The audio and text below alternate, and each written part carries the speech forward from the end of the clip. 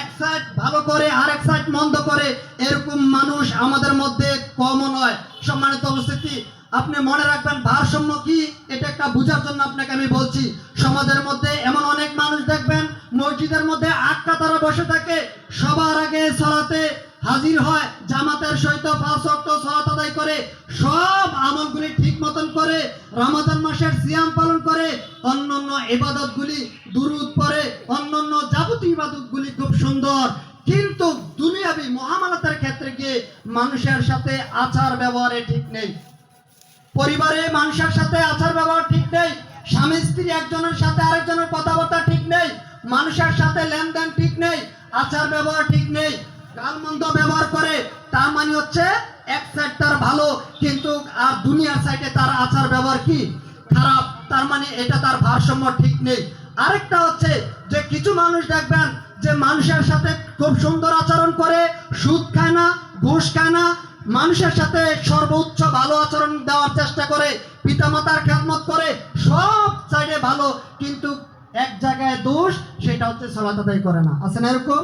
তাহলে এক সাইড ভালো আর এক সাইড খারাপ, এইটা এরকম ধরনের এই চরিত্রের মানুষ সমাজের মধ্যে অনেক রয়েছে, তার মানে ভারসাম্য আমাদের ঠিক নেই।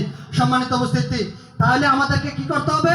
আমাদের ভারসাম্যগুলিকে আমরা ঠিক রাখতে হবে, তাহলে আমাদের আত্মশুদ্ধি অর্জন হবে।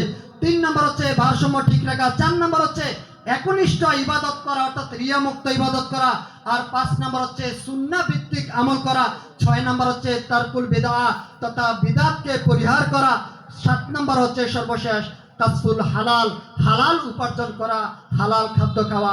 আল্লাহ সুবহানাহু ওয়া তাআলা আমাদেরকে সঠিকভাবে এই যাবতীয় ইবাদত করে আল্লাহর আনুগত্যের মাধ্যমে রাসূলুল্লাহ সাল্লাল্লাহু আলাইহি সাল্লামের আনুগত্যের বহিঃপ্রকাশ ঘটিয়ে আমরা যেন আল্লাহমুখী হতে পারি।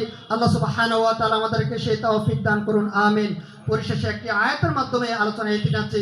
আল্লাহ সুবহানাহু ওয়া তাআলা কোরআনুল কারীমে সূরা আরাফের 179 নম্বর আয়াতে বলছেন, ওয়ালাকাদ যারানা লিজাহান্নামা কাসীরাম মিনাল জিন্নি ওয়াল ইনস লাহুম কুলুবুল লা ইয়াফকাহুনা বিহা ওয়া লাহুম আয়ুনুল লা ইউবসিরুনা বিহা ওয়া লাহুম আযানুল লা ইয়াসমাউনা বিহা উলাইকা কাল আনআম বাল হুম আদল।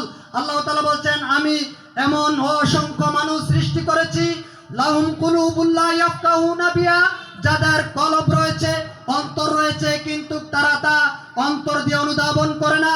ওয়া লাহুম আয়ুনুল লা ইউবসিরুনা বিহা, তাদেরকে আমি চোখ দিয়েছি, তাদেরকে আমি কান দিয়েছি। চক্ষু দিয়েছিলাম দেখার জন্য, দেখেও দেখে না, কান দিয়েছি শোনার জন্য, শোনেও শোনে না। উলাইকা কাল আনআম, এরা হচ্ছে চতুষ্পদ জানোয়ারের মতো, বালহুম আদল, বরং এর চাইতে আরো নিকৃষ্ট। সম্মানিত উপস্থিতি, আল্লাহ সুবহানাহু ওয়া তাআলা আমাদেরকে এই নিকৃষ্ট মানুষ থেকে বিরত রেখে সবচেয়ে উৎকৃষ্ট মানুষের অন্তর্ভুক্ত হওয়ার তৌফিক দান করুন। আমরা যেন সৃষ্টির সর্বশ্রেষ্ঠ মানুষদের অন্তর্ভুক্ত হতে পারি। যদিও সমাজে একটা কথা রয়েছে, মানুষ সৃষ্টির শ্রেষ্ঠ, এটা মিথ্যা কথা।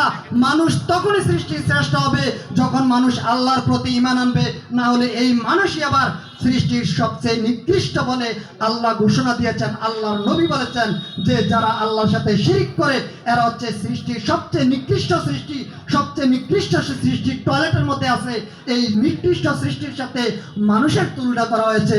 আসুন আমরা নিজের আত্মাকে পরিশুদ্ধ করি, অন্তরকে পরিশুদ্ধ করি। আল্লাহ সুবহানাহু ওয়া তাআলা আমাদেরকে সেই তৌফিক দান করুন, আমিন। আকুলু কাওলি হাযা আস্তাগফিরুল্লাহ লিয়া ওয়া লাকুম ওয়া লিসাইরিল মুসলিমিন ফাস্তাগফিরুহু ইন্নাহু হুয়াল গফুরুর রহিম। আসসালামু আলাইকুম ওয়া রাহমাতুল্লাহ।